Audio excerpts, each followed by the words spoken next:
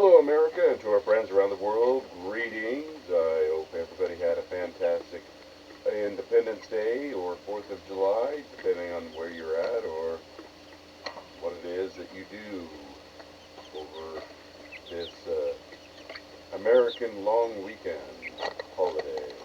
Uh, Celebrating our, you know, many people lament calling it Happy Dependence Day or Happy Non-Independence Day. You know, essentially, it's a shaming tactic meant to call out that just not even a few generations ago, the men would have gathered and stood together from the lowest ends of society to the highest levels of power, from the trades to the white collar, from the factory floor to Wall Street. Men would have gathered together and put their foot down in solidarity and said, no more, you're done, to the likes of Mike Johnson and little Chucky Schumer or little Dickie Durbin, or for that matter, Nancy Mace, AOC, what's her name, Brittany Peterson, who goes on the floor of Congress and demands that everybody give her the ability to Zoom her congressional seat so that she can not have to take maternity leave or resign or whatever. Yeah, we've fallen, and we've fallen far, we've fallen fast. You may have a differing opinion. Bottom line, though, is if you can't show up to get the job done, you can't get the job done.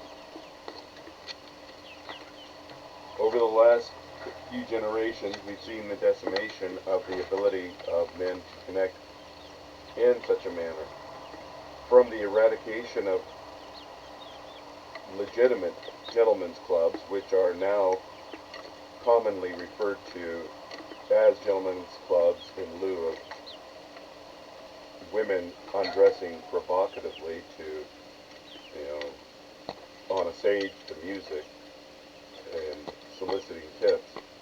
Back in the day, and when I say back in the day, I mean as recent as the late 70s to 80s, gentlemen's clubs were fraternal organizations. Men would pledge to join, as they do with fraternities in college, and they would socialize. Within their walls, men were able to meet, congregate, associate without class barriers. It's one thing to live on the one. It's one thing to live on the wrong side of the tracks and put your nose to the grindstone to keep, to preserve what you have on the wrong side of the tracks, and not focus upon those who are on the ritzier side of town and driving around in their glitzier cars and shinier houses, or living in their shinier houses. It's these fraternal organizations, these gentlemen's clubs, were a meeting place where those barriers didn't exist. And it allowed men to compare notes that would say, I'm being strong-armed by the government, whether it was individually to a specific industry or even to an economic class or a geographical region. Amongst these men, there would be trades, white-collar, professionals, experts, academics, and that would include legal experts. That would be able to say, this is the legal prescription to remedy this. it wasn't the good old boys network that so many women will attempt to shame it, and unfortunately, far too many unknowing men are just quite willing to act a, what is it, a parakeet, and yeah, what she said, what she said, you know, behavior, the simping, the beta buck, the blue pill beta, whatever you want to call them, but essentially the one who's too weak to form his own opinion. Um, but that's what these gentlemen's clubs were. They were an association that didn't allow the artificial barriers to exist within their walls. These men were able to freely associate, make connections, ask questions, and, if needed, take action. And in 40 to 50 years, the eradication, the continual onslaught of the destruction of not just the eradication, but the destruction of these male-only spaces, while at the same time protecting women's spaces. Remember the curves for women, Jen? You can't be a man and go to curves. Growing up, I remember my mother being a member of that gym, and I called her out on it. I was probably about 12 years old, maybe. And I expressed to her that if legally they were eradicating men's only spaces, it demonstrated hypocrisy. I mean, obviously these aren't the words of a 12-year-old at the time, but this is the message I was conveying to her. Her response was to tell me to shut up, and I think I got slapped in the face, because that's what they've got. They don't have answers. They can't handle being called out on being bigots. And it doesn't matter if it's a stranger or your own family. When it comes to such things, a lot of women are incapable, unwilling to recognize the bigotry. In fact, they will even go so far as to excuse it, saying, well, men have had this for centuries. No, thousands of years. Now it's our turn to be the bigots. Yeah, that's not how equality works. Equality works when everybody is treated equal. Given equal opportunities, not being given false stages in which to stand up on to appear to be 6 feet tall. I have a few examples of that. One was the Saturday Night Live skit with, I believe it was Dana Carvey doing his George Bush and Don Lovitz doing the Michael Dukakis, and they had a debate stage. If not one, then both of them had elevator button controls, platform elevator button controls on their podium, allowing them to be elevated up to appear taller and even more powerful, taller than the opposition. And this went on back and forth as as Dukakis did it, Bush did it. Bush did it, Dukakis did it. This is back in the 91, somewhere in there. And then most recently, the Kamala Kill-Em-All Harris campaign had that as an issue. Well, if she's going to debate Trump, she needs to have something to stand on so that she isn't so obviously tiny in comparison. And as an addendum, I refer to her as frequently and as often as possible as Kamala Kill-Em-All Harris, due to her actions she took as California's attorneys general, not allowing men who were wrongfully convicted, wrongfully placed on death row, to not have them released, insisting she knew better than the evidence, that she knew better than even the director from the Supreme Court to release such individuals. This was such an abuse of power on her part that she would take men in prison wrongfully, leave them after their sentence was complete, and demand they be used as slave labor to fight California's forest fires. Putting, so when so you have men on death row that she kept on death row. You have men being put into danger where they could be facing harm and death. So I don't use this as a, ha ha ha, alliteration tool. Look, K for her name and that word. No, there's a reason behind the suggestion. So, or the naming and the shaming. But to go back to the gentlemen's clubs, the reason these things were eradicated all the way to our more recent history with such actions as Boy Scouts changing their name to Scouts, but my girl's titty nine spazball nonsense, and even the lockdowns were all efforts to reduce men to inaction.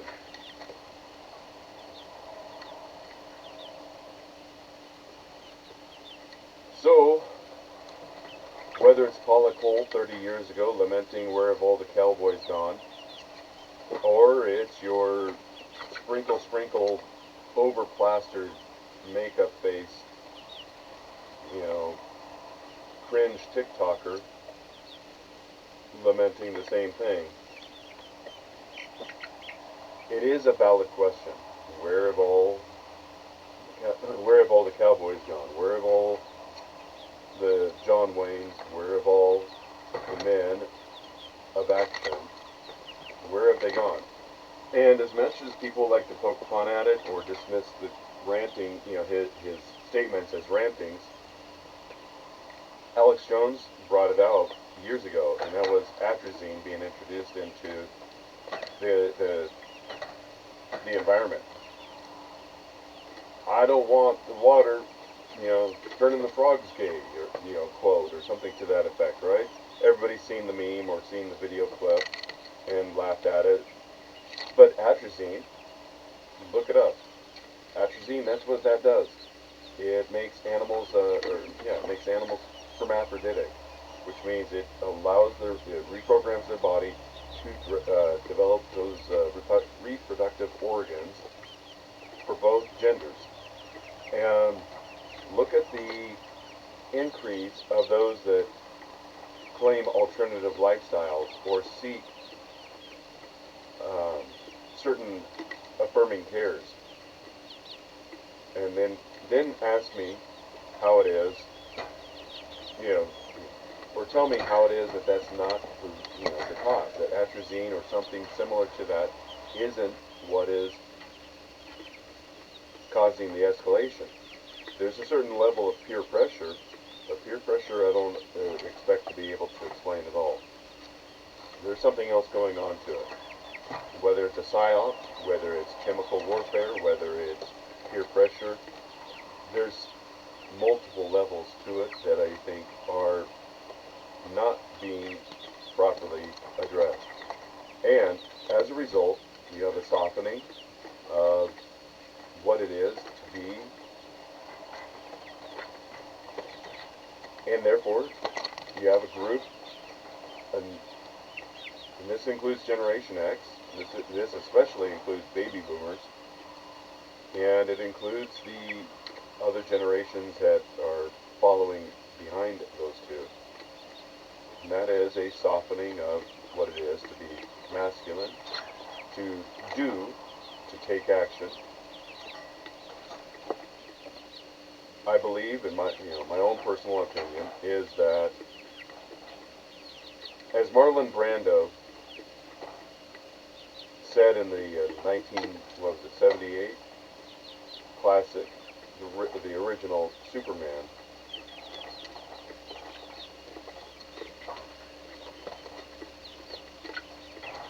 all they lack is the light to guide them, or something to that effect. It's when Clark Kent goes to the Fortress of Solitude for a period of time to receive training from the Jor-El artificial intelligence, consciousness, whatever you want to call it.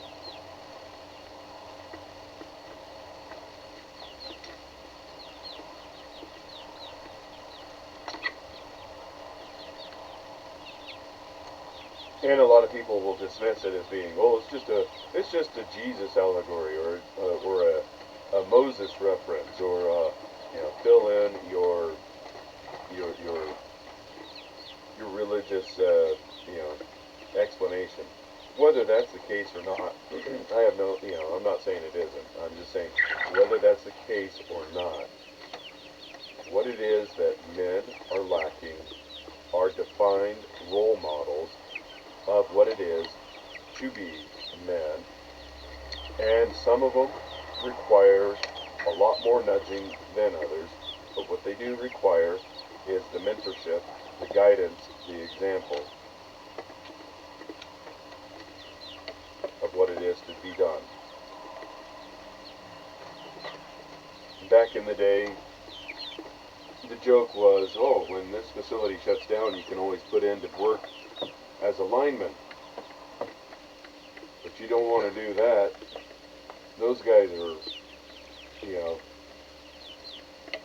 get your A in gear.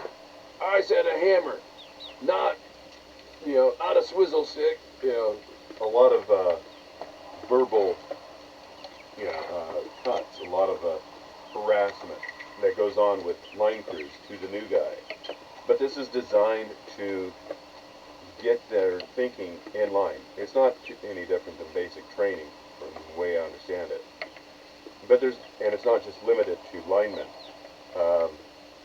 Maritime work, I've been told, is similar.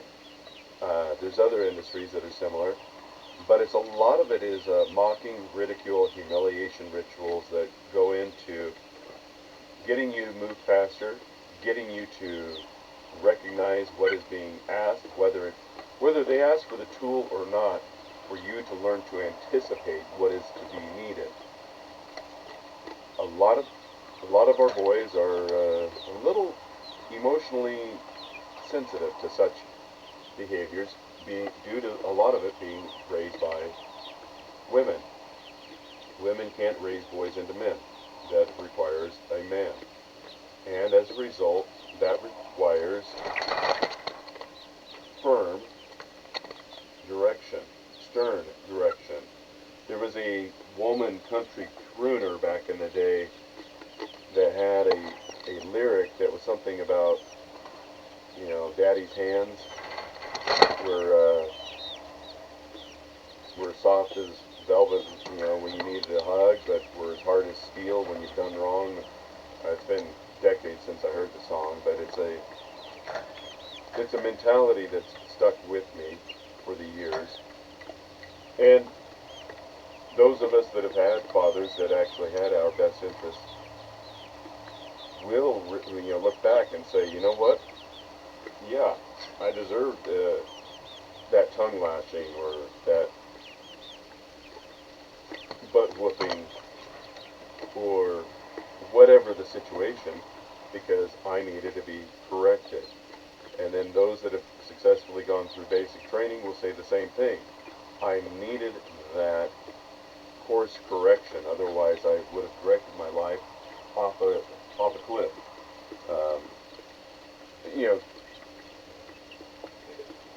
And unless you've been through it, you may not be capable of truly understanding what it is that I and others are attempting to express. And that is, ultimately, and this is how I've tried to raise my children, and that is, the world is a very harsh and dangerous environment. None of us are ever getting out of here alive, you have to take actions that don't that do protect yourself and secure yourself, but at the same time that it doesn't isolate yourself to hiding in fear. You have to go forth and do certain actions, but you still have to secure yourself, establish firm boundaries so that people don't abuse you. You know, a lot of people find that to be a tall order, and perhaps it is. I have faith that you are capable of rising up if you haven't already. The July Independence Day, and what could be more... Happy birthday, America. It's the 4th of July, Independence Day, and what could be more American than rounding up people who invaded our country in order to suck off of our tax dollars and pollute our culture and throw them into a detention camp surrounded by alligators. Well, that's what we're doing now because Alligator Alcatraz has officially opened for business in Florida. It's no longer just a concept or a campaign promise. It's real. So, of course, the Democrats are having quite a meltdown over it. All right, let's go to the state of Florida now. After a turbulent couple of weeks, protests and lawsuits. We've talked about it here on CBS News 24/7. You see the sign? You see the sign. The governor had an official Alligator Alcatraz sign made and displayed outside. Sign there. It's being put up. It's called Alligator Alcatraz right now.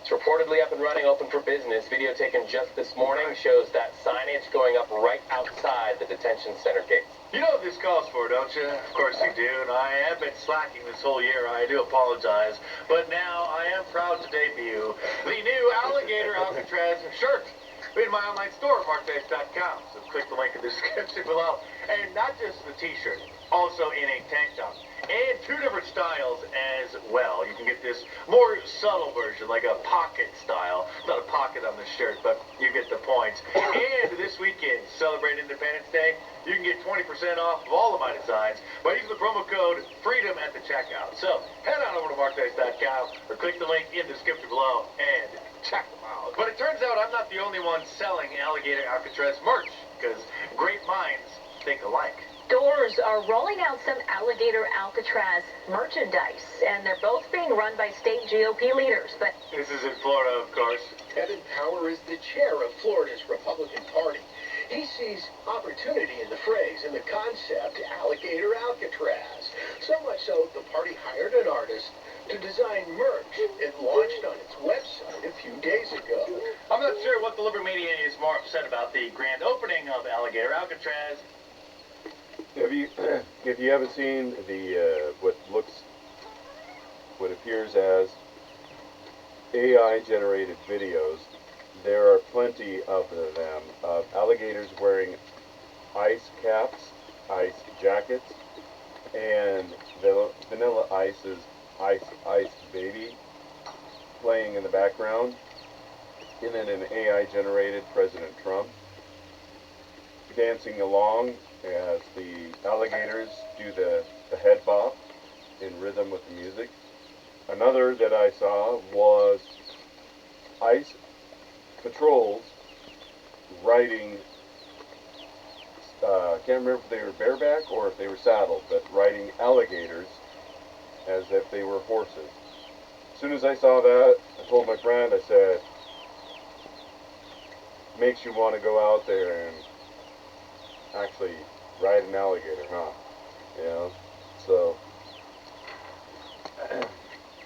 could you imagine, you know, going to a rodeo and watching somebody bust a bronco, you know, as it comes out the gate? Yeah, be curious to know that type of setup for an alligator, whether they would just go with it or if they would flip somebody around and attempt to have them for breakfast. No matter what, you know, I imagine somebody such as Lane Frost, if he were still alive, would be the one that jump in there and lead the way. But I don't know. Just if you haven't seen the AI videos, look them up. They're out there. I don't know if they're on YouTube. or Rumble or X. My friend showed it to me from his Facebook. I don't use Facebook, but if you do, see if they're still there. Or that the Florida GOP, and now me, of course, is selling merch. Selling alligator Alcatraz prison merchandise is a deranged new low for the GOP. Florida GOP hawks merch for brutal alligator Alcatraz migrant detention center. It's so brutal, they have nice comfy bunk beds, and it's even air conditioned there. They're also extremely upset that The images of the bunking arrangement reminded me of basic training. Yeah. I don't have too much sympathy. Unless there's something else more nefarious going on, it not only reminded me of basic training, it appeared nicer than. Yeah. I'm not there, I'm not doing the building inspection, nor am I there physically inspecting it, but from the appearance, it just seems as a regular barracks. I don't know what would be so controversial about its image. beautiful bill passed Congress and is headed to President Trump's desk, where he will sign it. As Time magazine laments, the big beautiful bill will pour billions of dollars into ICE's budget.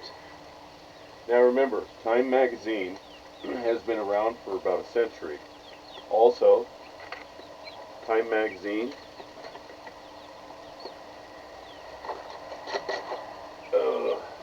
when was that? It wasn't quite a century ago, but it was close. It was probably 90 years ago. Had Europe's most vilified villain listed as Man of the Year. They've gone on to have other such notorious and questionable characters as their Man of the Year, Person of the Year. Personally, I like the late 90s Person of the Year, and because that was me. But I digress. It's not about me. It's about identifying them as who it is that that is Time magazine, and that is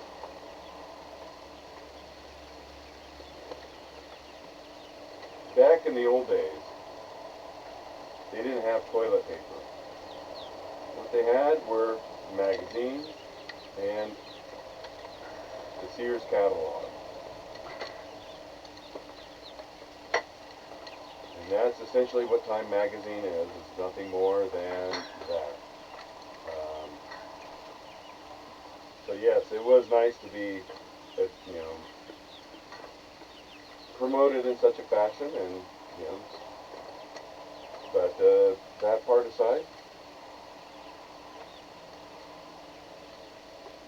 I have no interest in them. Most things that are written in such publications are written with an agenda in mind. They form the, how can I take this idea that I have and create a false news story that's relevant to what's in the media currently to sway people emotionally to my way of thinking.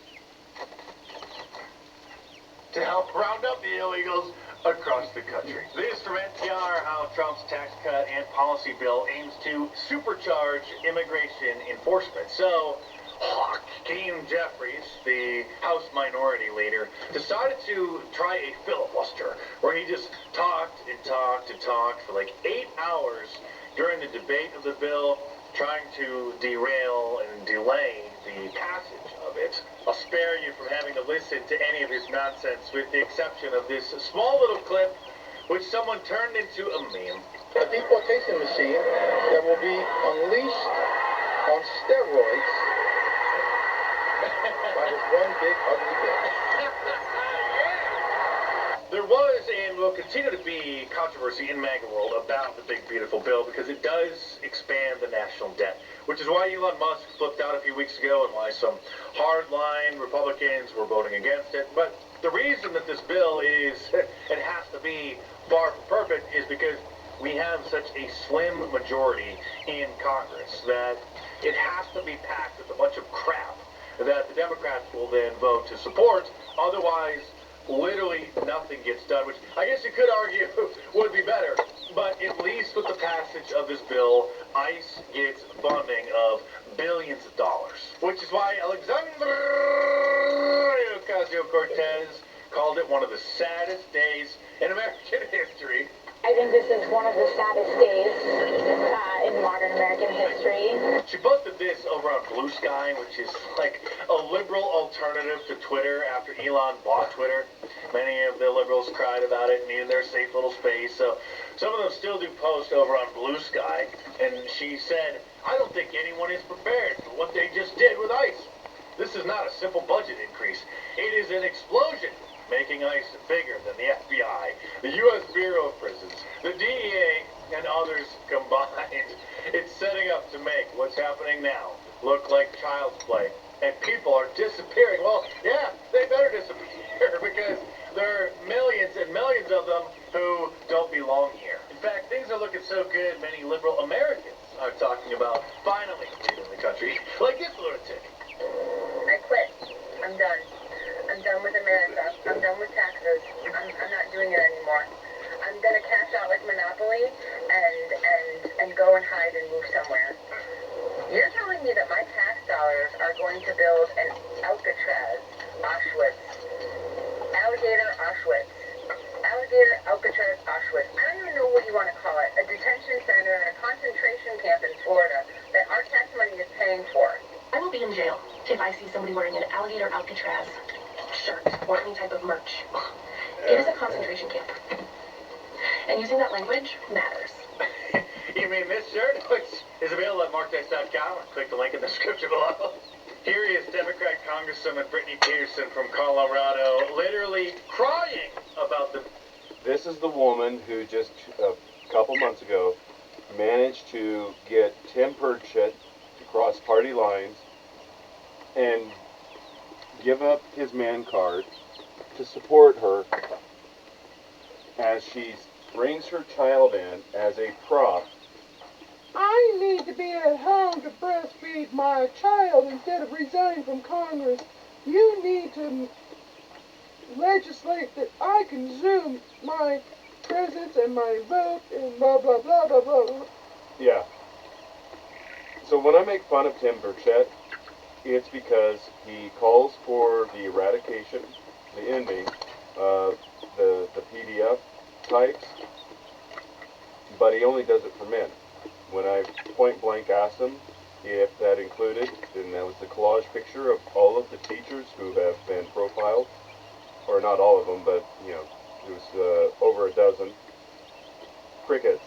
He still, to this day, never responded, and silence equals guilt. He supports keeping them alive, those the women predators who are abusing underage boys who are becoming pregnant and are further victimizing those underage boys by putting them on child support payment obligations. And as a result, those boys are also being restricted from even seeing their own children that they've fathered because they're underage and they have no rights, but they have an obligation to pay. Make that make sense, Tim Burchett, you spineless, ballless coward. And if you live in Tennessee, ask him. Ask him how come that's acceptable. He supports Brittany Peterson using her child as a prop. And listen to how stupid this woman is, if that doesn't convince you. Big, beautiful bill. Everybody, I lost my voice. We were forced back here. Took a red-eye flight. Haven't slept. We're here forced back to vote on this disastrous budget proposal. Being forced back to D.C. to vote, to do her job. It's hard to hold back the tears with how bad this bill really is, the impact that it will make in Colorado, and especially in rural Colorado. You know, you can... Keep in mind, Colorado is one of the locations that Aurora, Colorado, everybody should remember that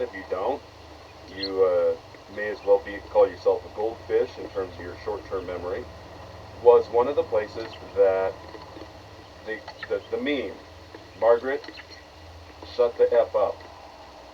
That's not the meme. Margaret, I don't care. That's where that came from, was the Tren de Aragua overrunning of the apartment complexes in Aurora.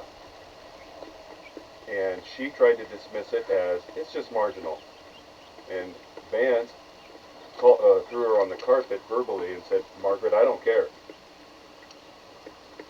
It's one too many, and it mustn't happen here. You know, look it up. The video's out there of him calling her out as she tries to just defend it.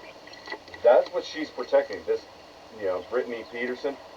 So I had to catch a red eye because Congress didn't let me do my Zoom nonsense, and how dare you make me actually go to work? Boo effing who?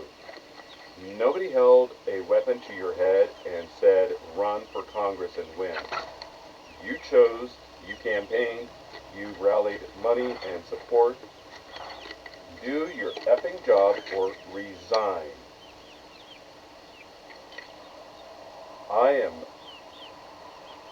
I don't know about anybody else. The moment somebody starts whining about doing the job they chose to do, I tune them out and dismiss them and walk away. If they have a genuine lament, I'm willing to hear them out. Don't get me wrong. Man, it is just, it's difficult working in this hot sun,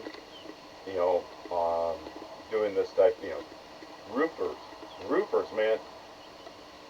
They're out there busting their butt, going up and down ladders, carrying heavy weight,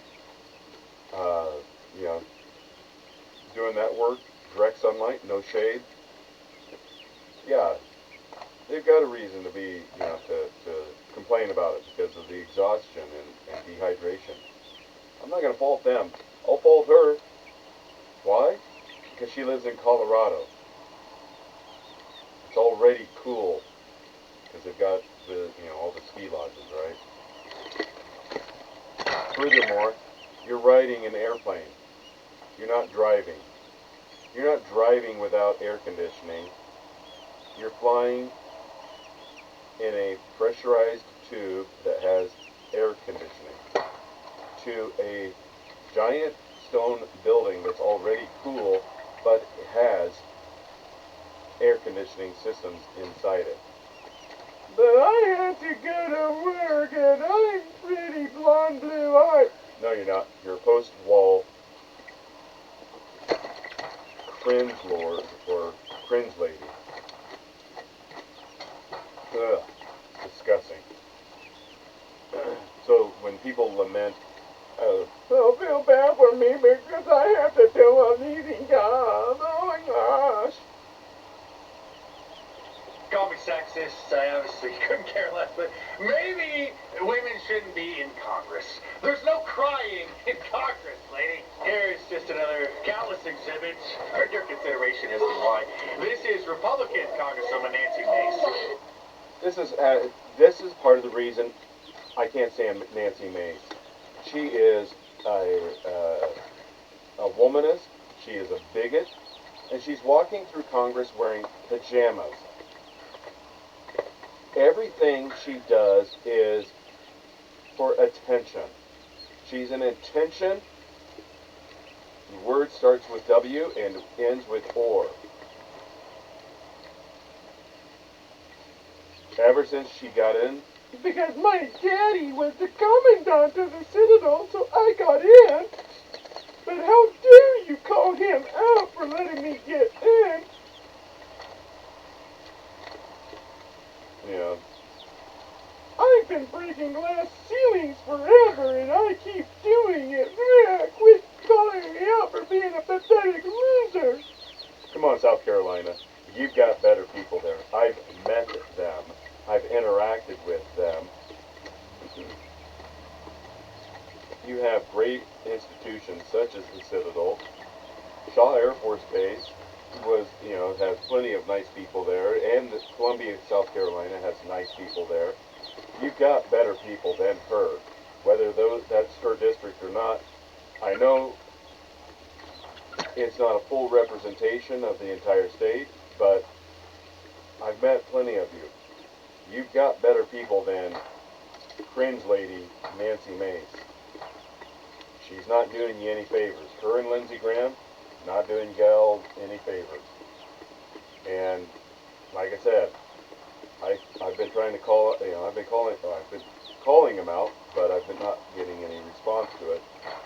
Tim Burchett over in Tennessee.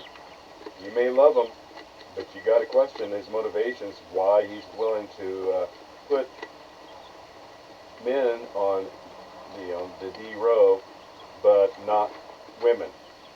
Is he planning to? I can fix her. I'm Tim Burchett. I ran for Congress. Yeah, I can fix her. For what reason would you even want to fix someone who has a history of abusing little boys? Come on, Timmy. I'm waiting for an answer. And whether or not anybody else is, echoing it, America deserves to know, how come you think you can fix, how come Tim Burchett thinks he can fix women who are abusing little boys? How come, Timmy? America deserves to know the answer. Space, a total whack job. Check my previous video in case you missed it. Showing up to her Washington, D.C. office for the big debate about the bill and then to vote, wearing her pajamas. She was so proud to show up for the vote, she did a whole vlog showing her journey coming to D.C. in her pajamas. This is why women should just stick to being TikTok influencers, not members of Congress. We're making deportations great again, so much so that even Clown News has to admit that the majority of Americans support deporting all illegal immigrants. Deporting all immigrants who are here illegally, 55% of the New York Times, Marquette 64%, CBS News 57%, ABC News with a slightly different question, 56%.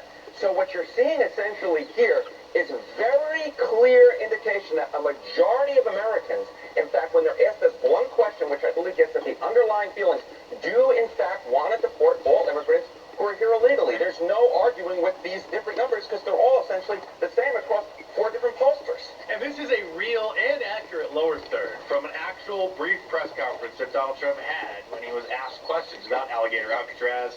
The audio is pretty bad. I played it the other day. But he was asked if the intention was to have it surrounded by alligators, so if any of the illegal invaders escape, they get eaten. And so this is the lower third. Trump on if migrant escapes, they'll just get eaten by wildlife. I guess that's the concept. We finally are making America great again, and I'm making graphic t-shirts great again. So order your Alligator Alcatraz shirt from my online store, markdice.com, or click the link in the description below and save 20% off of all of my designs this weekend by using the promo code FREEDOM at the checkout. So head on over to markdice.com or click the link in the description below and check them out.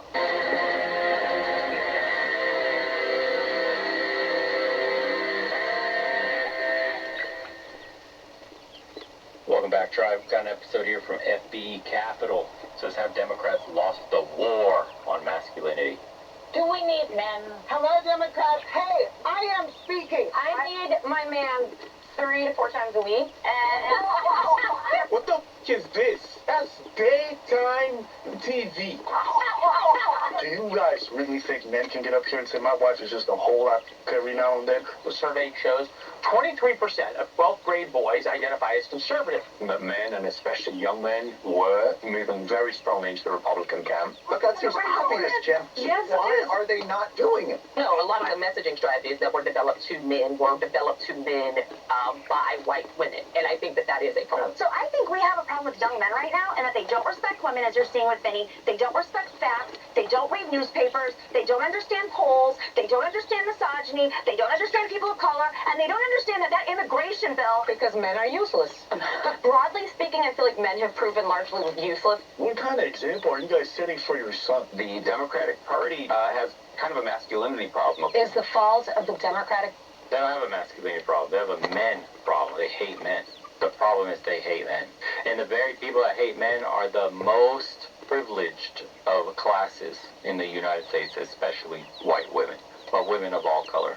The ones who are basically in a daycare working a job that's bullshit. No real job, no actual work that requires, expertise that holds up society. You push numbers into a laptop, you go to meetings, you get your little coffee, you get your little massage, you have your little powwow where you play with Legos. You do a bunch of fucking nothing for a corporation. You're hired there to basically maintain, government mandated quotas. That's it.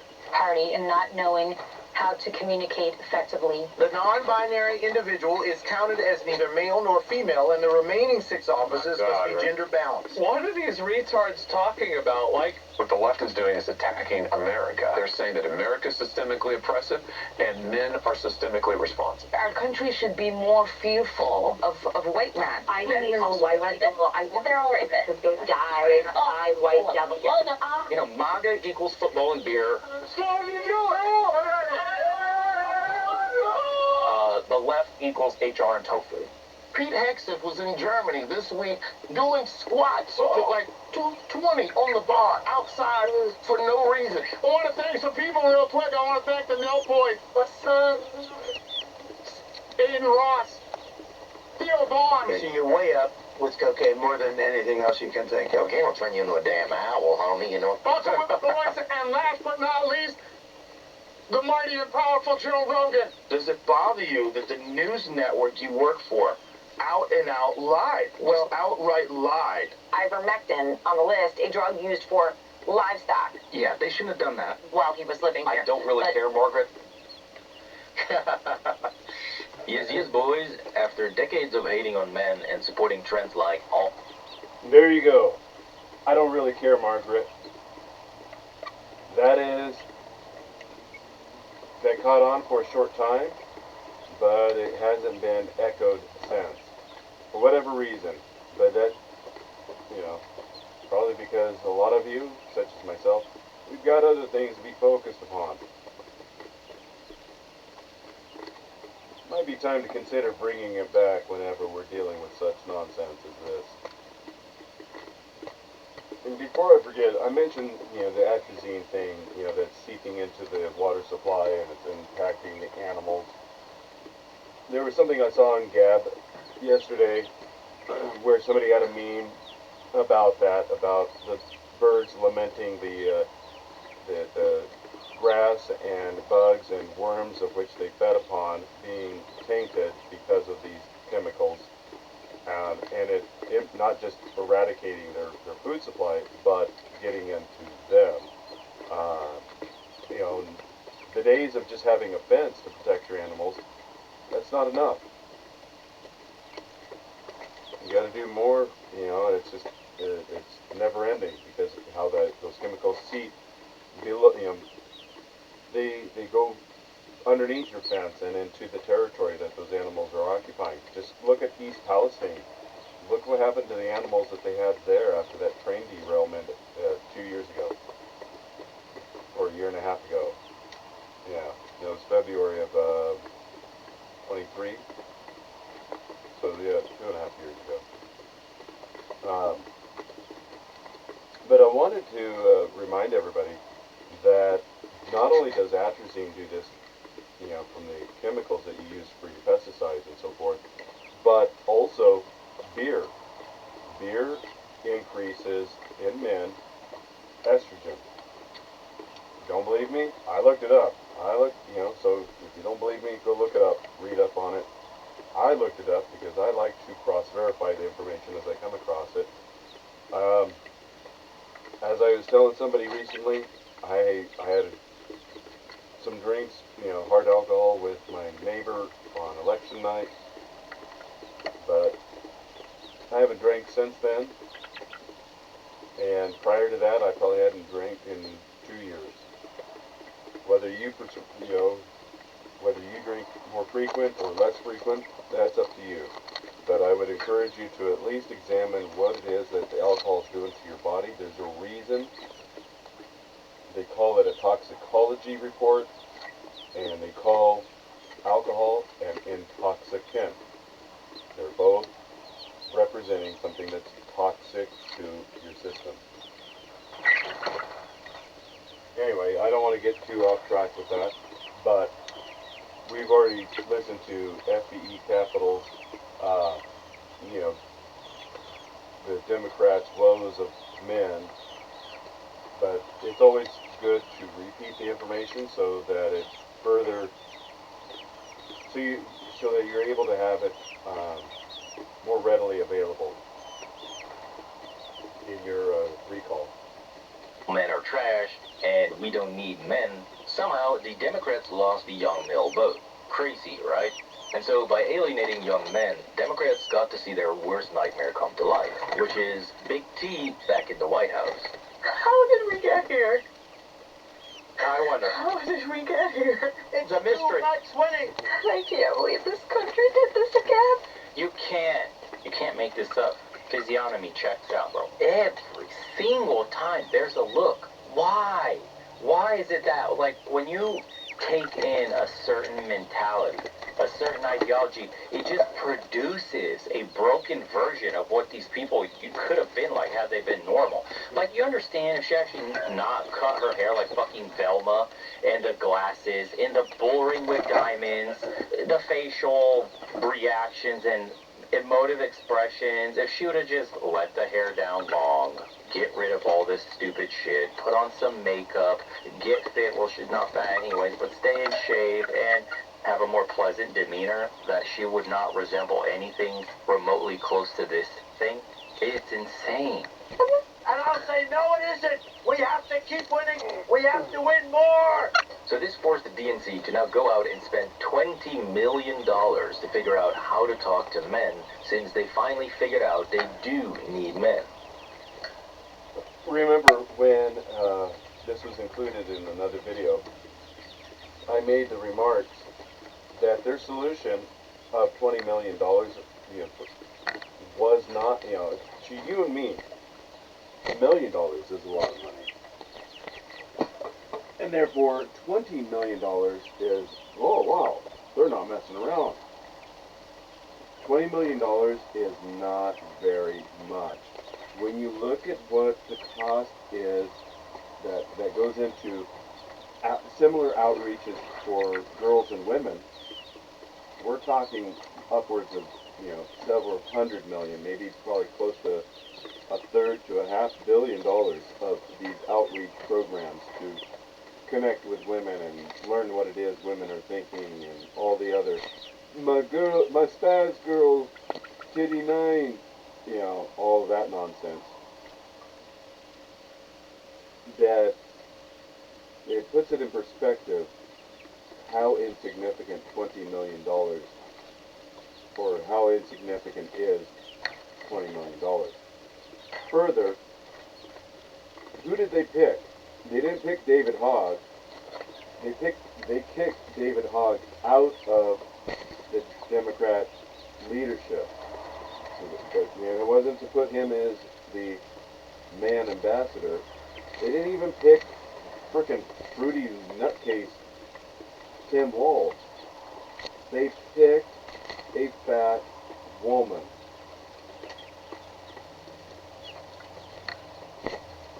So let that sink in. They're not serious about creating an outreach to boys and men. If they were, they would have chosen a small collection of men representing various achievements, the trade achievements, the white-collar achievements, the academic achievements, the lifestyle, the being the nearly retired, if not retired, the entrepreneurial example, and a complete youth, like that Harry Sisson guy or something maybe. So, you would have had a collection such as those types of men who would, be able to connect and relate to them. Somebody in military or ex-military, somebody who, successful business owner, successful doctor, successful lawyer. Those are the people that they would have turned to, men in those fields. You would have had your James Carville, your David Hogg, your Harry Sisson, and others peppered in there that would represent these industries, and that would have been their ambassador connection to other men. I mean, I've said it before, I don't agree with James Carville, but I could picture him wrestling that alligator, and he's been correct about calling out the Democrat Party for abandoning men, and not just abandoning them, vilifying men. And I've said it, $20 million is not that much money when it comes to an outreach campaign. That's how much they start on what they call an exploration committee to figure out who it is that would be the most presentable to represent them. Doing their little, I don't know, how do they do it? You used to go to the mall and they have these clipboard people wandering around and asking you if you've got 5 minutes to answer some questions, or if you'd like to see a movie trailer.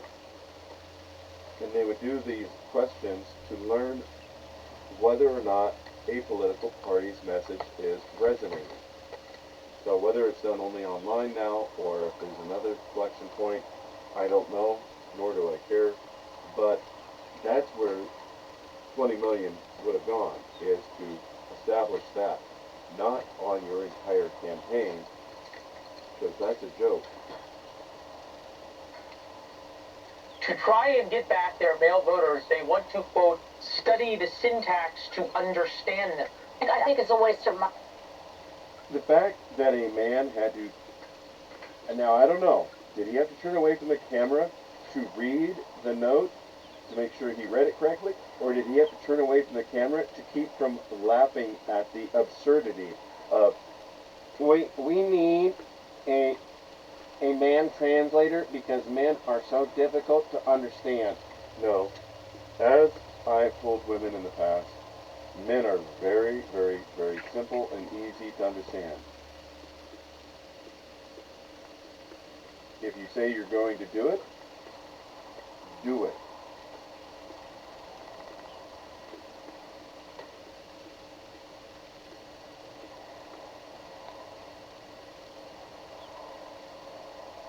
That's about it. The fastest way and easiest way to cut somebody, to cut a man out of your world, out of your life, out of your connections, is to be waffling in your actions, to be indecisive, to be unreliable. Men would rather have somebody who's always showing up, willing to do, who's not competent, but at least is capable of holding the light, than somebody who never shows up. I mean, it really does go a little bit deeper than that. A clean home, a woman who is willing to do the horizontal acrobatics, who is willing to protect and guard the home while being away from it, in terms of keeping it clean and the food going and the children protected and the animals protected. Oh my gosh, that's a lot of work. Well, there's really two ways to look at it. It's a lot of work, but is it using a 3-foot-long handled sledgehammer to pound railroad spikes into railroad ties in the middle of August? If you would rather do that than stay at home protecting your children and having adult relationships with your husband, if you'd rather slam railroad spikes, then demonstrate to me that you are as capable as those who do it. I pointed it out to an old friend of mine. I said to him, there's a job for you. You'll have muscle mass within a month. Because he was a scrawny guy. He didn't lift weights. And to me, I have... That is just a very odd, you know, how do you not have biceps, you know, but I get it, some guys don't, they're more lean, you know, but anyway, the point being is, using those sledgehammers to pound those spikes in is not easy work. Doing the laundry, sweeping the floor, fixing the food, doing food prep for canning and for the wintertime, making certain that the clothes are clean, mended, available, the children are cared for, whatever animals you have are being protected and cared for. Those things, yes, they are difficult jobs, but to keep busting it out in 3 o'clock in the afternoon on a hot, muggy August day, let's get real. There's a reason these adult daycare centers laid off women out of these internet companies first, and then the government second. That it turned out to be women most affected is because these jobs are nothing more than adult daycares for these women with useless degrees. And as was said, they're there only to satisfy a quota, nothing more. They don't do anything. If you're the exception, awesome. I mean, if you're the neurologist that is doing, you know, cutting edge research that is going to solve dementia, Alzheimer's, beyond learning a music instrument or doing puzzles, you know, which just seem to offset it. If you're actually doing the work that demonstrates that, yeah, putting all of our leftover pizza in aluminum foil is the cause of it all, and this is how we neutralize that aluminum seepage, you know, okay. But generally speaking, you get what I'm saying, I think. Maybe these guys should spend their money on teaching men to not be such sexists. Geez, I wonder where they went wrong. Please drop a like on the video if you think that Democrats alienated men from the party, and comment down below what you think. So apparently, doing back-to-back appearances on Karen's Gone Wild TV did not help them. Now, obviously, $20 million is a lot of money. However, personally, I still feel like they could do a lot better. Am I right? I mean, if these DNC Karens want to secure the male vote, they're going to need to bring a lot more to the table since it's 2025 and men are not settling. Right, guys? Drizzle, drizzle. I go on a date with a female, and the bill comes, and she don't pick up the bill. And she said, oh, you're not going to pay for it? I said, what? Drizzle, drizzle, I'm not going to pay for anything. If you can't afford the date, just say so, baby. I know I'm expensive. I am a fine wine. See these grays? Fine wines cost money. I mean, there's a reason I say single, and I know it's one of those things of, well, we don't even know who you are, blah, blah, blah. It may not be by choice.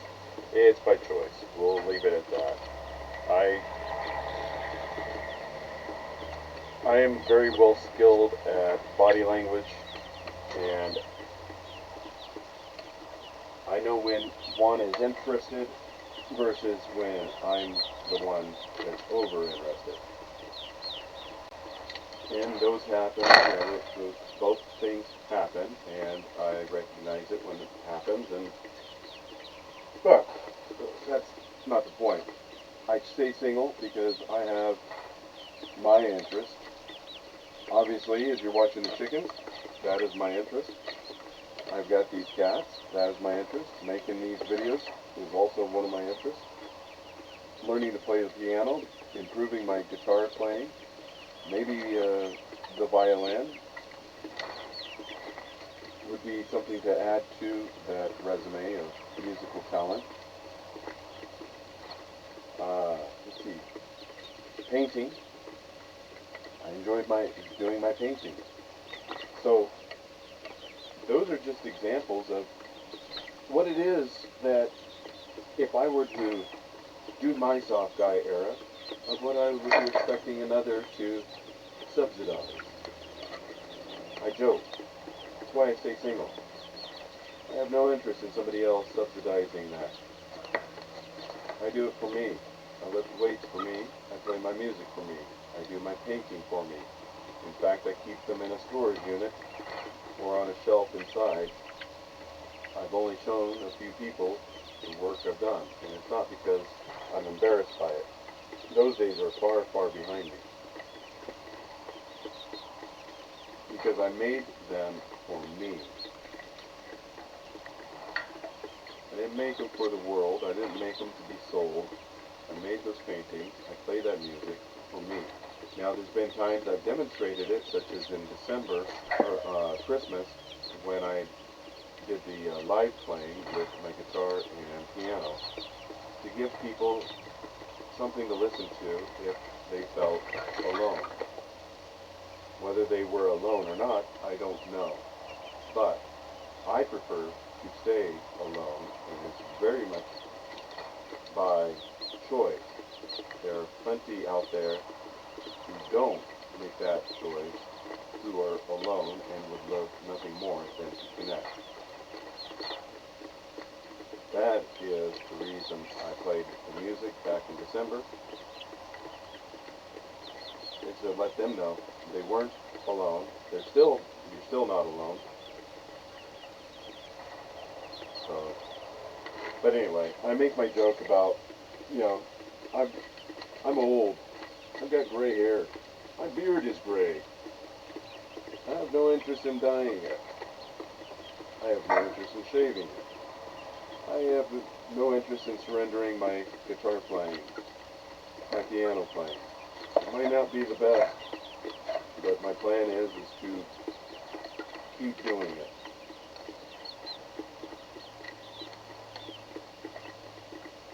Anyway, I just find these drizzle soft guy era things funny. They're amusing because I find the sprinkle commentary obnoxious. And I'm not the only one that has interests, each of you has your own passions, your own hobbies.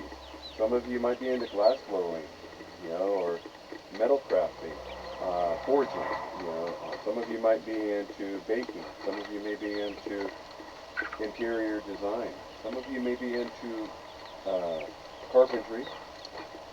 The bottom line is there's far too many things out there for me to list them all and to give them all proper respect. But all of them require time. All of them, require that dedication, that discipline, as well as the acquisition of certain material, whether it's resources to do the task or the clay to be molded, or the canvas to be painted. At one point, I was building my own paint frames and taking old T-shirts and stretching them across and using a staple gun to keep it taut, and then putting a paint on the T-shirt so that the paint wouldn't just go right through. The front and the back side of the T-shirt that's been stretched over the frame, so that it would create a barrier to keep the paint on. Anyway, you've all got interest. I've got interest. We all have these desires to indulge it. And whether we want to mock the sprinkle lady and her acolytes or not, it's the fact that men are often ridiculed for having hobbies, interests, and I'm advising you to ignore such things and to pursue those should you be capable and available to pursue those. Don't do it at the expense of your ability to survive, of building your life, of maintaining your life, but do it for yourself when the time is available and the resources are available. To show up on that date in a $90,000 car, and no, I'm not going to pick you up because my time costs money. Boy math. Classic. But in all seriousness, Democrats have really tried everything possible to make it clear that they do not give a single about men. Check this out. This is the official list of people that the Democrats focused on and were going to fight for during the 2024 election. Basically singling out every possible group you could think of.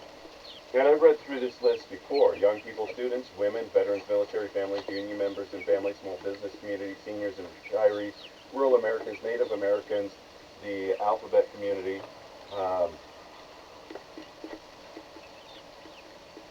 Check this out. This is the official... Americans with disabilities, Asian Americans, Pacific Islanders, Democrats abroad, ethnic Americans, Latinos, faith community. That was their list. And as I said before, I fill some of those, and you may fill some of those. I don't feel as if they are doing anything for me. And I've called not only the Democrats out, I've called the Republicans out, but at least with Republicans, when it comes to military and veterans, when it comes to seniors and retirees, when it comes to rural, when it comes to small business, they at least come to your job site, at least come to your senior facility. I'm not a senior citizen. I've just been around enough to know that they do that. You know, so some of these, they are proactive in their outreach. Maybe Democrats do that also, but they certainly don't address the issues that are of my, that I have concerns. And as I've called out, I called out Nancy Mace for her bigotry. I've called out Tim Burchett for surrendering his man card. There's others that I've called out on the right. And I know that Joker's a big fan, the Better Bachelor guy is a big fan of Tim Burchett.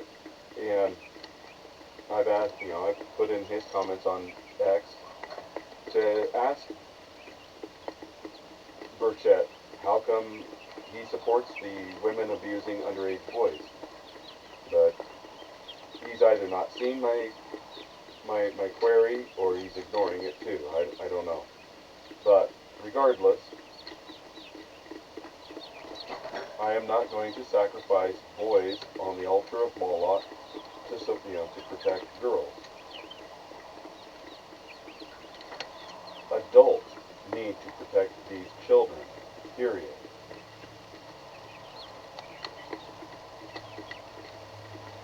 But going back to this list, I don't see anybody reaching out in the areas that that I would fall into.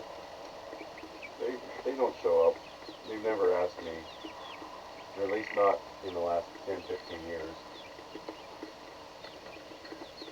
And the Republicans, whether you like them or not, they at least have been willing to listen to me as I said, what's up with all these female predatory teachers, police women, counselors, church volunteers, mothers abusing these underage boys. And quite often, they're not aware of it because the media downplays it, or they're feigning ignorance. But because I study nonverbal communication, their reaction is one of, I wasn't aware of such things. And that's the biggest obstacle. Rural for during the 2024 election. Basically singling out every possible group you could think of, except for what they have: small business communities, seniors and retired, rural Americans, Native Americans, LGBTQ, all that shit, union members and family men. They even have they have a section called women. There's not a section called men in this entire thing. $20 million, I can tell you right now, it's going to be a complete waste. They hired that dude that's like, you know, soy boss supreme, David Hogg, right, to help the Democrat Party somehow win back men. Catastrophic failure, by the way. Everybody that represents a liberal male, catastrophic fucking failure. It does not resonate with men whatsoever. These people don't understand the needs of the average man because they keep demonizing average men the moment they open their mouths. So nobody likes getting talked at or talked down to, especially when they're angling for your fucking vote. And they know there's an ulterior motive there. The men aren't stupid. They see society's crumbling all around them, and they go, why the fuck should I even vote for you? I'll vote for the guy that'll say he breaks the system, even if he doesn't. But at least he spoke to me and acknowledged that I exist, unlike this fucking extensive list you have that doesn't acknowledge I even exist. As I've mentioned before, Maryland Governor Wes Moore took about 2 minutes of his State of the State address back in, February, and said that there is a boy crisis, a man crisis that needs to be addressed. But I'm still waiting to see what actions are actually going to be implemented.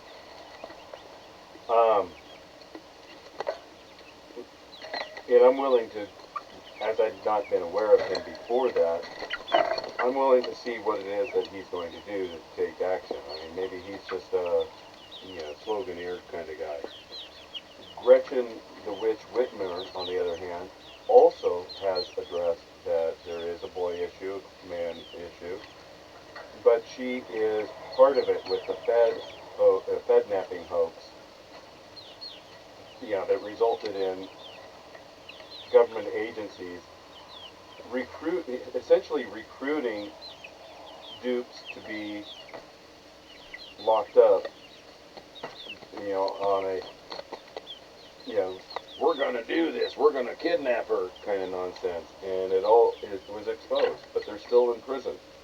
Radix Verum calls it out often on X that this is unacceptable. And kudos on her for keeping it in the spotlight. But this is why I'm not willing to give, Witch and Whitmer any credit for addressing boys' issues, because she's created that hostile environment. She is, she's worthy of skepticism because of her involvement in the Fed-napping hoax. They, what ulterior motives does she have in promoting such an agenda? So,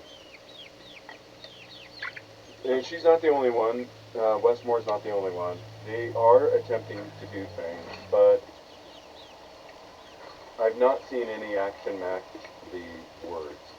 If you have, let me know in the comments, and I will look into it more and amend my comments if it's actually resulted in true action and gained results, and whether it's good results or bad results, if they fine-tuned it to be more precise.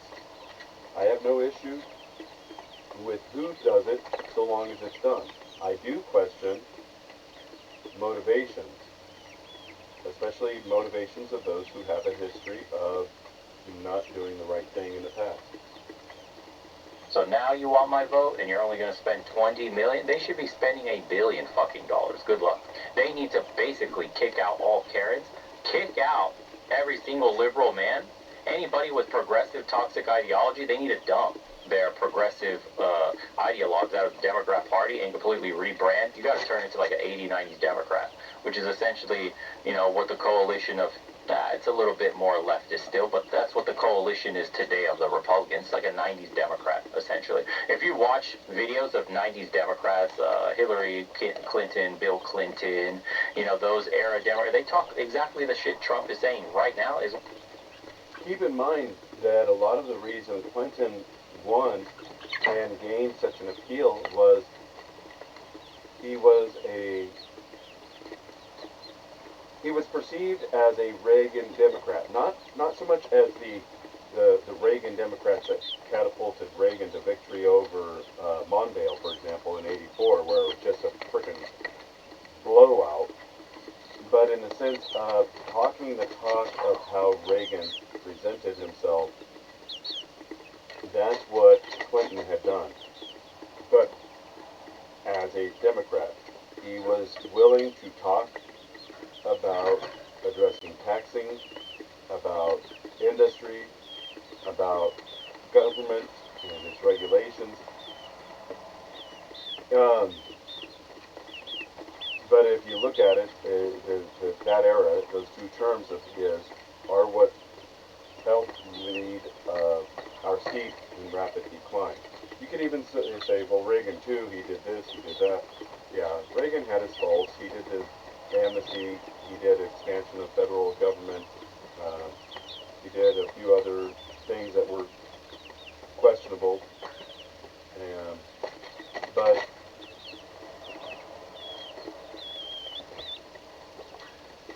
I bring up Clinton because Clinton was the first successful Democrat presidency since Kennedy.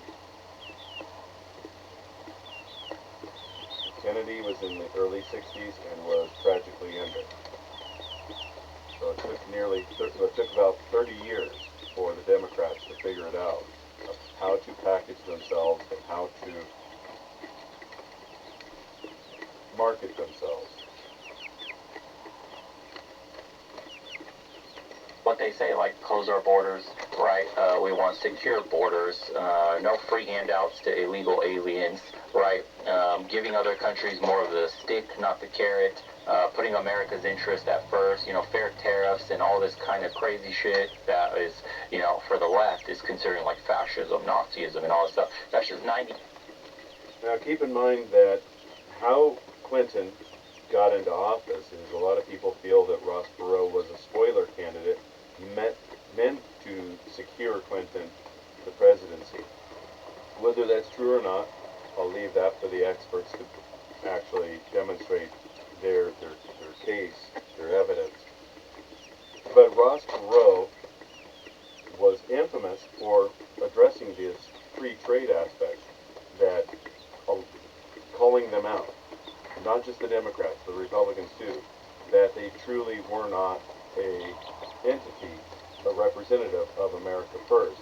Because during the 90s was the big NAFTA, North America Free Trade Act, and it was disappearing. It's led to all of these situations where you have the stories of long-haul truckers who don't speak English, who can't read the signs, the warnings, who can't recognize a runaway truck ramp and what its purpose. You ever drive across a mountain and you see this long gravel road that spurs off of the highway, and at the conclusion of this long spur is a pile of gravel or a paved incline? These are designed as runaway ramps. The reason it has gravel is it's designed to absorb the speed. If a big long-haul truck loses its ability to stop, the driver is to drive into that, and as the weight of the truck sinks into the gravel, they slow down. And if that doesn't slow down enough, the piles of gravel at the end of the runoff are designed to be a barricade. The other designs are the incline, designed to bleed off speed in that manner. Well, you've got incidents where people have died in Colorado. You mentioned Colorado earlier. Or I mentioned it, or some, Brittany Peterson, the representative of Colorado, is crying because Tren de Aragua is being deported. And these truck drivers who have killed families, not just a family, multiple families, are facing penalty.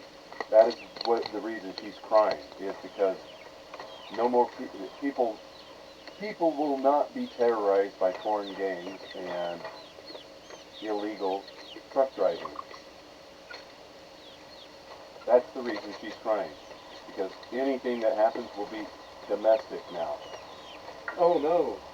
How dare our domestic criminals be able to terrorize? Oh no. And keep in mind, the domestic criminals are still doing their thing.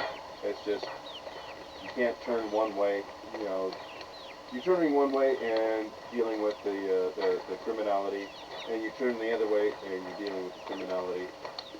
But no matter which direction you turn, you're dealing with criminality, whether it's domestic, whether it's imported illegally or not.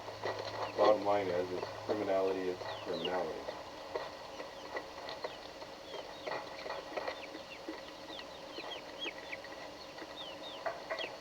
Democrat talk. But, you know, the Overton window has shifted so dramatically. The left, we've shifted so far, loony left, where we're asking, what is a man? What is a woman? Like, this is the party that can't answer basic biology, and they're going to spend $20 million figuring out how to get men to vote when they don't know what a woman is. It makes zero fucking sense. One, men. Consider that at the Democratic Party website, there's a list under the heading, Who We Serve, LGBTQ plus community, and women, but not men. Women, seniors, rural Americans. One group that's not mentioned is men. And more specifically, straight white men. Because if you are a straight guy who doesn't want to debase himself for the feminist propaganda, then they absolutely hate you. In case you forgot that men are awful, and the coddling is for the white boys. That's what's happening right now. I am tired of the white tears. This election is going to be determined by women. Clearly the Dems cannot connect with young men, and spending $20 million to figure out how to won't do a damn thing when you genuinely do not care about men's issues, interests, or goals. Across the board. Didn't matter what race they are. Males turned towards Donald Trump. Why? Because in so many ways, the party basically dismissed him, and not until the very end decided, oh, I better reach out and see if these guys are worth talking to. Democrats look at men as just a tool for them to get back into power, even taking it one step further by enacting laws and policies that actively discriminate against men, and again, specifically against straight white men. Certainly, there have been times where, you know, there's no way we're on a white gal first. Kind of unspoken. There are times when it's spoken. We wanted to hire somebody in the department a few years ago now. Who was not black, but didn't like sheer black. And there was a creative executive who was like, that's not what's cool. What the fuck? So because a half black appeared too white or not black enough, they didn't get hired because that wouldn't have hit the quotas correctly according to the exact fucking race. That's insane. This is the party that wants to spend money on getting men back when they're supremely fucking racist. That's crazy. Somehow they don't think they have a problem deeply internally, foundational level. That the party's run completely.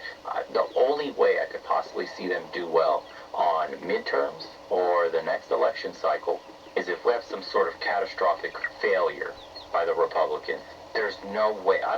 Everything they claim the Republicans to be, the Democrats are. Seriously, the gaslighting was insane. They're saying that the Republicans were fracturing under Trump and MAGA. Turns out they didn't. They rallied around him. All the rhinos got essentially booted out, moved to the side. They got primaried and wrecked. So Trump consolidated power within the Republicans. Democrats don't have a figure like that to unite Democrats. You got a split between progressives, between libertarians, between old school Democrats, new school Democrats, plus the Democrats in name only, who are basically corporate shills. Yeah, so their base is split heavily, and they're not able to galvanize voters because they all eat each other alive because they're so woke. How do you please everybody? This is the monster that they've created. The virtue signaling, the puritanism, right? It's who could be more pure in ideology. And the moment you step out of line and try to meet in the middle, they cast you out. And that's what's happened to the Democrats. They're casting each other out. The party's in complete fucking shambles. This is completely insane, especially coming from the people that scream they want equality and want to put an end to racism. But in reality, they hope racism never dies, since they need it to feed their bull propaganda. But luckily, the recent Supreme Court decision has just put a massive stake through the heart of this nonsense by giving a unanimous decision that reverse racism is indeed racism. This involved alleged reverse discrimination by a straight woman alleging being passed over for a job because she was not gay. They were tossed out by a federal appeals court that said she had to prove something higher because she was a white straight woman. Which just shows you how far this extreme left propaganda has corrupted society. And this is why it's so important that men start to get political and take voting a lot more seriously. Because even when Democratic politicians do talk about men and try to fake concern about men's issues, if you listen carefully, it is still just about helping women. Vice President Harris had a few words for the men at that rally. Take a quick listen. Men across America do not want to see their daughters and wives and sisters and mothers put at risk because their rights have been taken. I see the men here. Abortion, abortion, abortion. Why the hell would young men give a single f*** about abortion if they can't even get laid? Are they tired of sex? It's that attitudes toward sex have shifted. So no, the average guy is not worried about getting all of these women that he's not f***ing pregnant. But more importantly, if you watch more of this interview, she literally spends her entire time talking about how men can help women and why it's good for women that men vote for a woman. Even though this was all supposed to be about understanding men and the problems that men face. Think of somebody like Tim Walz. He's successfully threaded the needle of turning the idea of He's an absolute beta sin. Nobody likes Tim Walz. He does not remind anybody of a man. That's why they weren't able to make this whole... And first, man, look, at the party of racism. First of all, Kamala is not black. She's Indian. How the fuck did they just blackwash her? That's mind-blowing. Then... what do we, I mean, God, where you can go a million directions with this one. I mean, they have never addressed why they chose Harris when Biden stepped down instead of having the candidates run in a primary to actually have the voters select who they wanted. They anointed Kamala as the successor, you know, basically like what the European Union does, bureaucrats, unelected bureaucrats. Nobody chose her. She was selected. So you doubly screwed yourself. You ran a woman against Trump.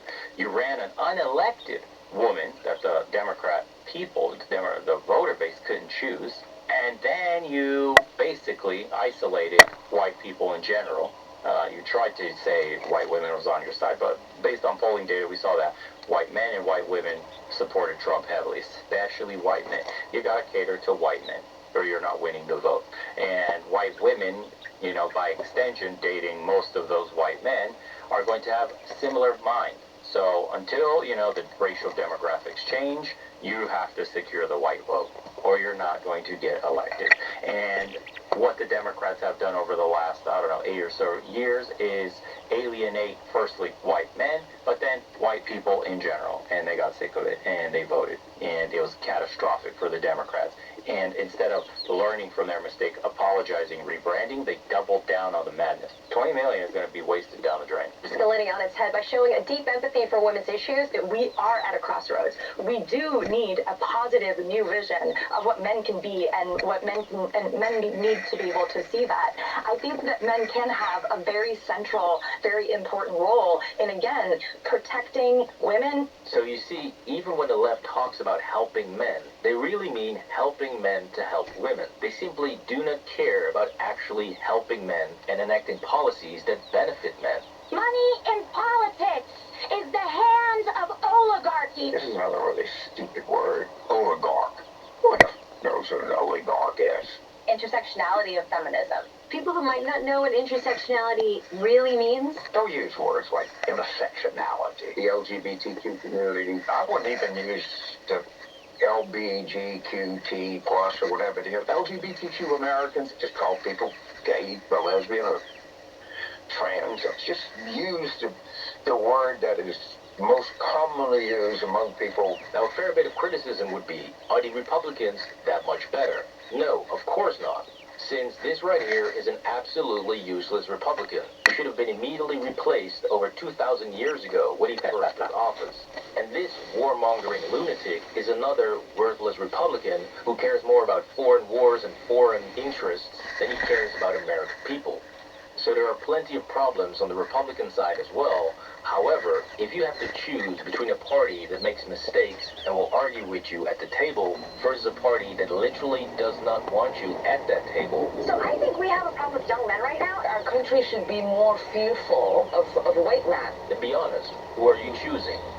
Because say what you will about David Hogg and how he got drop-kicked from the DNC vice chair position, but he was absolutely right about one thing. While there are some effective people in our party, there certainly are some who are failing to meet the moment. And, it's time for them not to seek re-election. Whether that's because they're, too old, for example, or if that's because they just aren't able to meet it. Because, frankly, unfortunately, sucking is something that is not limited to age. Yes, on this one issue, I fully agree with Supreme Leader Rostoy here, since useless politicians should be replaced on both sides. Because for way too long, we've seen literal corpses being pushed down the aisle of Congress to go vote for their billion-dollar... Bro, that shit's crazy to me. Look at this. This is in the halls of power. One of the richest women on earth, probably. Straight up due to her supreme intellect and knowledge of day trading stocks. She is better than the best hedge funds, the best trading firms that Wall Street has to offer. Goldman Sachs, you suck.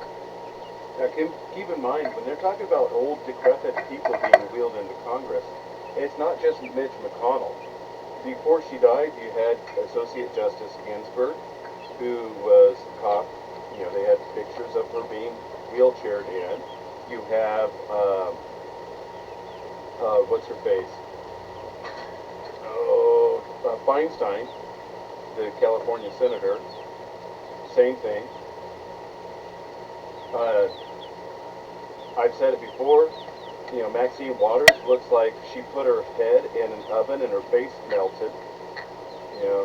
You've got a lot of just horrible people. And as Bo's talking about, you've got Nancy Pelosi, who is the most successful stock trader, who beats the market, who beats, the experts, whether it's Berkshire Hathaway, what do they call them? The Oracle of Omaha. That guy, which I'm drawing a blank on, but the bottom line is, if it's Peter Lynch, Berkshire Hathaway, it doesn't matter. Nancy Pelosi beats them repeatedly, and that's because she's such a high IQ stock trader. No, that's because she is corrupt. That's why they have the stock ticker, or the account, the Nancy Pelosi's stock follower, or something like that, on the various social media platforms. Whatever other private hedge funds and money managers, you're garbage. This old woman walking with a fucking walker, being assisted to take steps. Her intellect reigns supreme.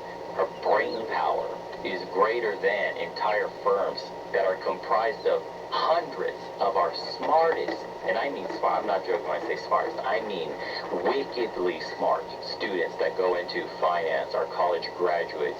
Instead of solving real problems, they went in to make multiple millions of dollars, right? We're talking engineers, computer scientists, AI researchers, writing incredible algorithms for high-frequency trading, machines employed by the best of the best with the deepest of pockets trading firms.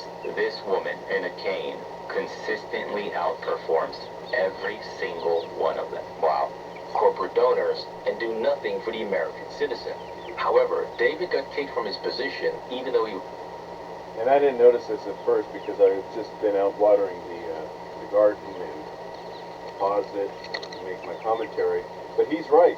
The image that he had frozen on the screen was of Pelosi in Congress with the aluminum walker. The walker that Family Guy makes fun of, the old pervert guy using. Oh, I'm going to get you now. That guy.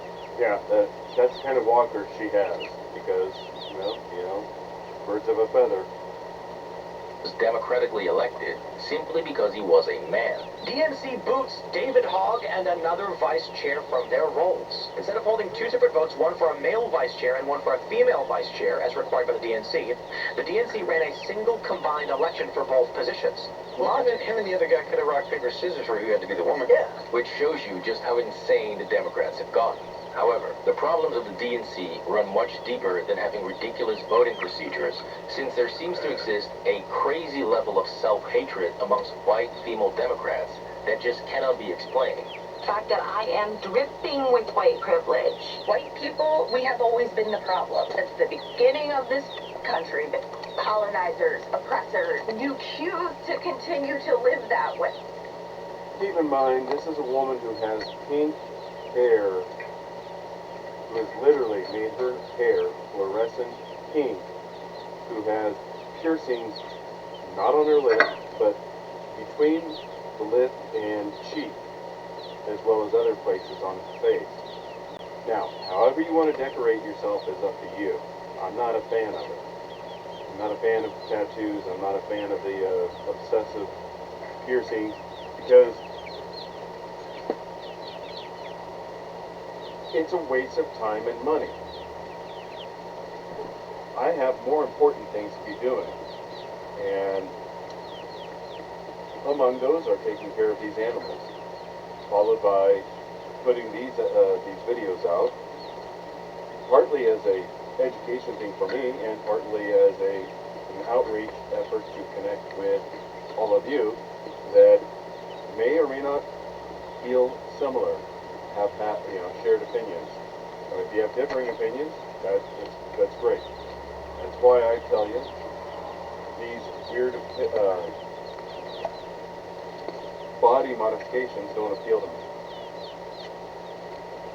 But if they do with you, that's on you. But I'm not going to be bothered, nor am I going to be deterred from getting things done that are on my list of objectives for the day by somebody who has fluorescent pink hair, followed by the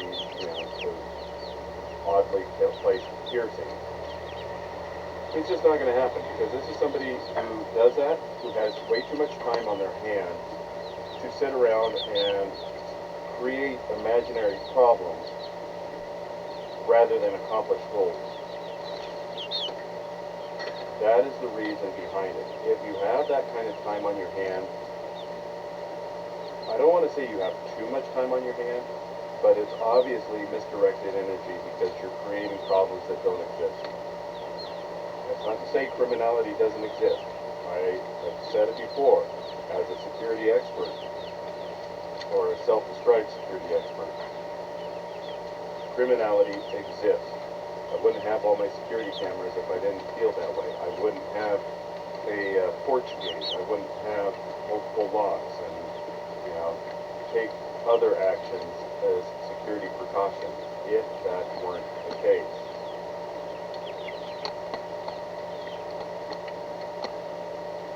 Things happen, but to do it in such a generalized manner of, it's white men. Come on. Let's get real. The only reason it's white men is because the majority of the population is white men. Ergo, because of the vast numbers of a 350 million population, let's say 290 million are white people of all ages, and men and women, then you're looking at, let's see, 145 million, let's say, are men, and out of that 145 million, let's say 70 million are 18 to 70. I don't know. So as a result, those numbers are going to give you a higher, criminality number. Just because of the way the law of averages works out. But when you look at representative, that is, looking at each demographic, men, women, white men, white women, Asian men, Asian women, and you start to categorize it into those groups, then you start seeing a whole different picture of how criminality is represented. That's the reason statistics exist. That is how apportionment works. The Canada, United States law, white man, how dare you? How dare you? That was kind of racist. Privileged white man too. How was that racist? But you know what I'm doing? You called me a privileged white man. You cannot be racist to white people. This level of self-hatred is just disgusting. So why would any white guy seeing this want to join that side? The side that teaches you nothing but to hate yourself for being white and force you to constantly apologize for your supposed male privilege, even though most men are simply working a 9 to 5 trying to pay their bills. These women on the left seem to be so blind to the very basic concept that no one's going to like being talked to like this.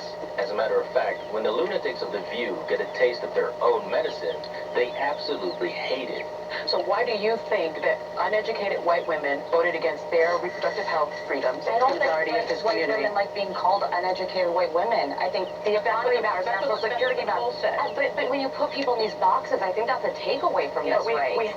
See, now all of a sudden she cares about being grouped and smeared. Broadly speaking, I feel like men have proven largely useless. What an absolute moron.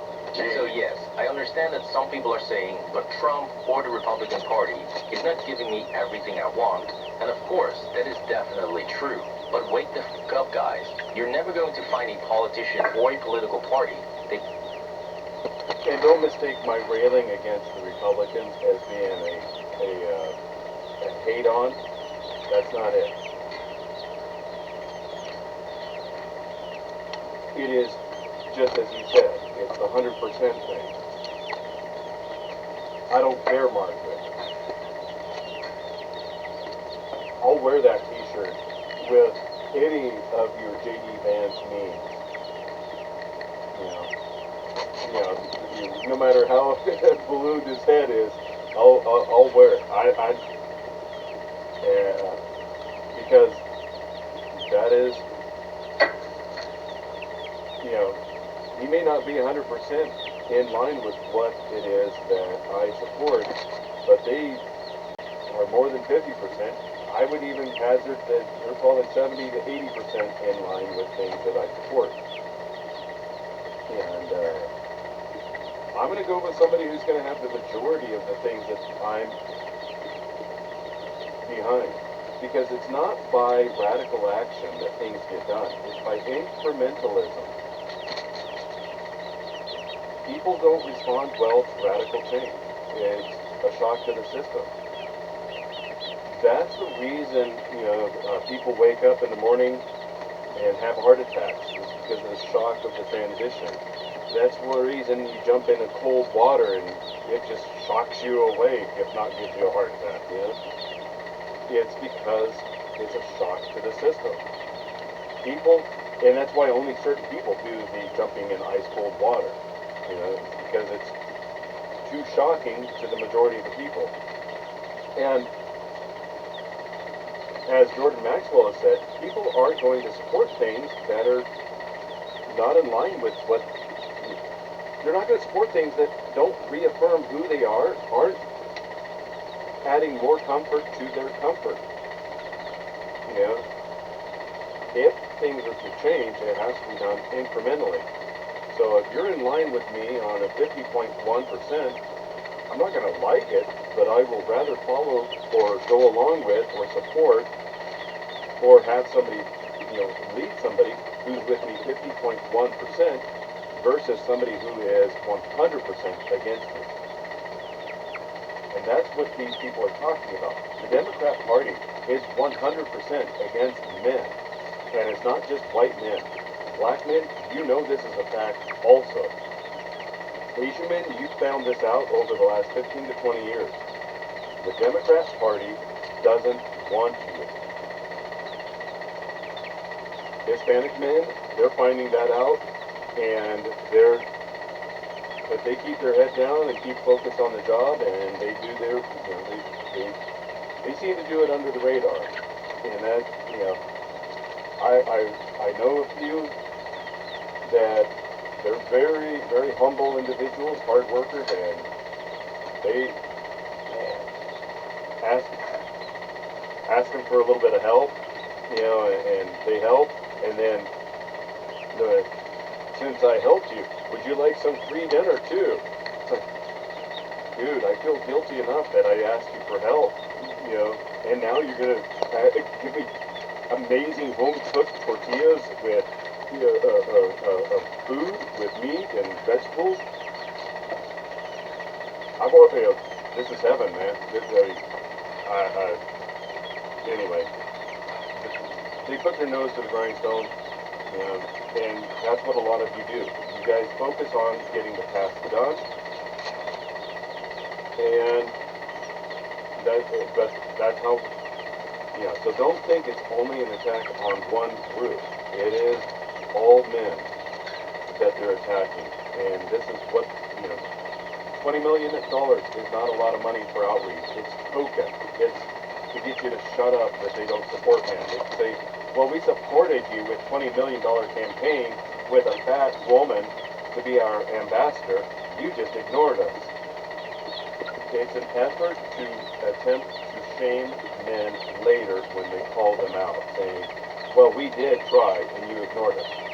The fact that they didn't, you know, it's tokenism. We spent a token $20 million with a fat, you know, a fat woman to reach out to you, and you ignored it. Recognize it for what it is. It's meant to shut you up should you call them out. Gives you 100% of what you want. You'll be lucky to find anyone that gives you 70 or 80%. But what's even more important is that even if the Democrats would align with 50 or 60% of your political views, which I highly doubt if you're a straight guy, then it's only a matter of time before they will turn on you like they did with David Hogg, Mayor Adams, Joe Rogan, Bernie Sanders, Tim Pool, Andrew Schultz, RFK Jr., John Fetterman, Dave Chappelle, Elon Musk, Mark Zuckerberg. Do I need to go on? This is the same lament that men make when it comes to relationships.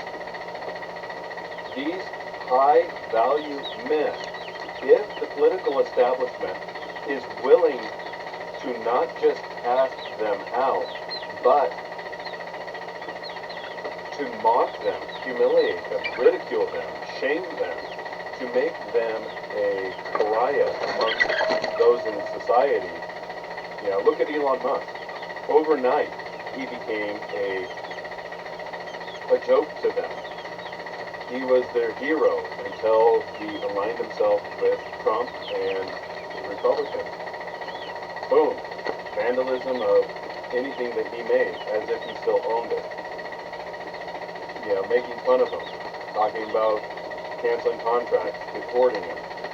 You know, and now you got that going on the right too. I get that, but that's what they do with men. And if these high-value men, they're willing to throw out in the same manner that the legal system is structured to reward women for throwing men out, these things may not seem connected on the surface, but they are very much interconnected. You have to peer beyond the curtain to see the marionette string sometimes.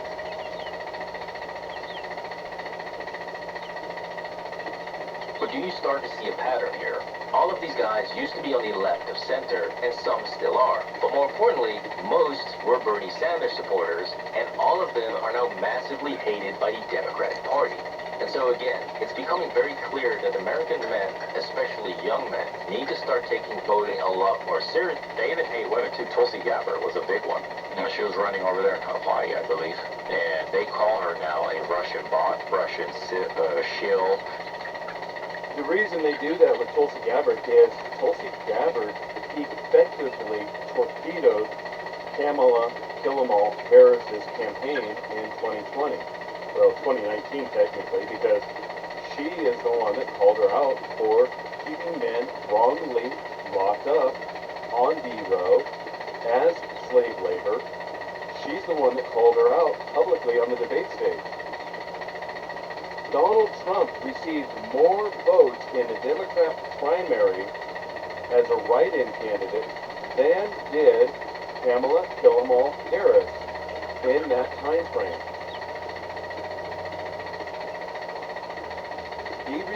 Donald Trump received more write-in votes in 2019. Well, technically the primary wasn't until later, but, or maybe it was then.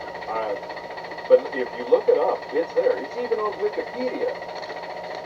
It's even on Wikipedia where those tallies are there. It shows Donald Trump received more write-in votes than Kamala Harris before she dropped out in December 2019. And the reason she dropped out isn't because Donald Trump humiliated her with receiving more write-in votes. She dropped out because Tulsi Gabbard rightfully pulled her out for her sexist bigotry. Whatever else, because she aligns with, obviously putting America first, which aligns with the coalition that Donald Trump has put together of quite a few Democrats in his cabinet running under the Republican banner. This is how bad they've screwed this up. It's insane. Seriously, and they need to start voting hard, all the way down the political spectrum. Don't just focus on the White House. Yeah, a lot of us were Democrats, actually, back in the day. Democrat, technically, especially by the policies back then. And Republicans were the party of big business, right? For the CIA, government control, you know, that kind of shit. Going to war, yeah? And then somehow it all switched. Then, like, the Democrats started sucking off corporations, started war. That came about in the 90s with President Clinton. Clinton revamped the CIA. He started focusing on the S&T directorate more than the human intel, the operations. And that's the reason the CIA, you know, is the way it is now.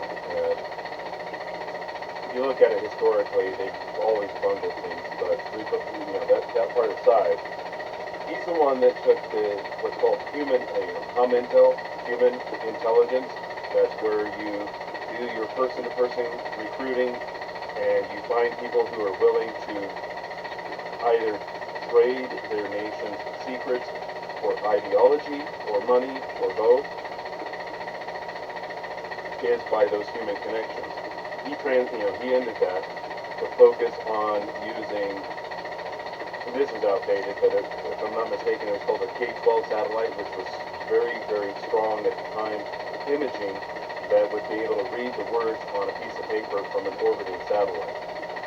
So if you're sitting at a park reading classified documents, which you're not supposed to be doing because those are supposed to stay controlled, you know, in a controlled environment, but as we found out, classified documents have a way of wandering into an old man's garage, where his crackhead son is smoking next to the Corvette.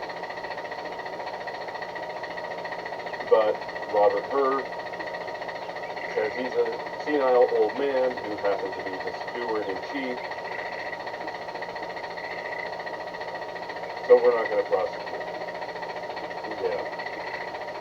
But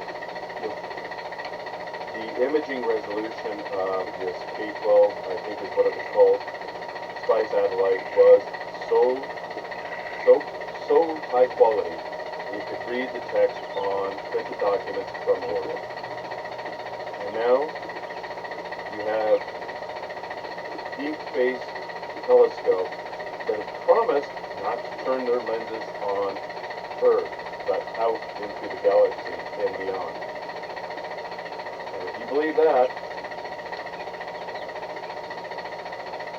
I have some prime real estate in Florida, right next to a penitentiary that I can, make some phone calls and let the estimates to buy.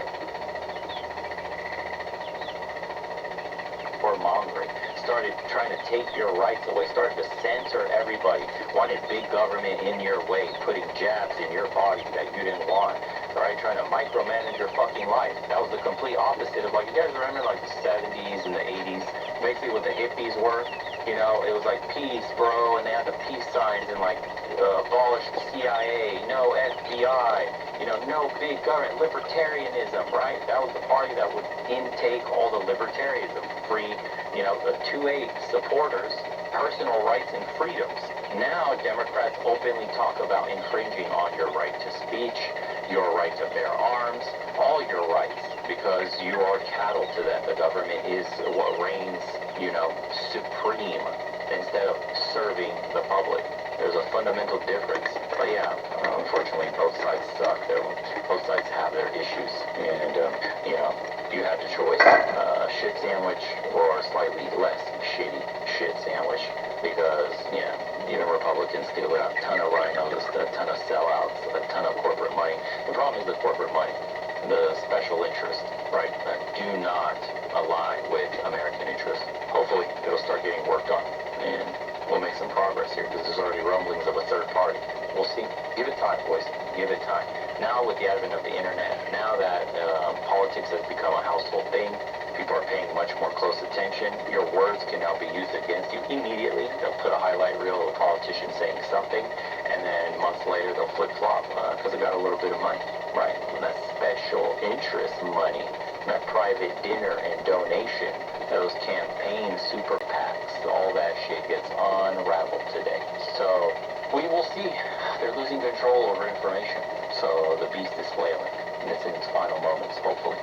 Hopefully, because there's shit under the hood they're doing to, maintain control. But as for the Democrats, they're cooked, at least for the next election cycle still. It's dead in the water. There's no way. Unless we have a catastrophic economic failure, they have no shot. They really, literally have there's no front runner I can think about that gets you excited to vote Democrat. Nobody. Anyways, see you on the next one, boys. Happy 4th of July.